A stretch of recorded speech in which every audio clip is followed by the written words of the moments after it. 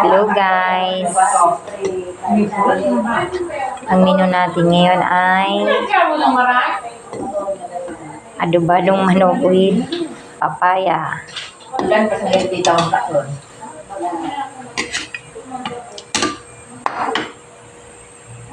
Nandito tayo ngayon sa work. Update. Yan si Nay Charet. Kasama ko sila Nay.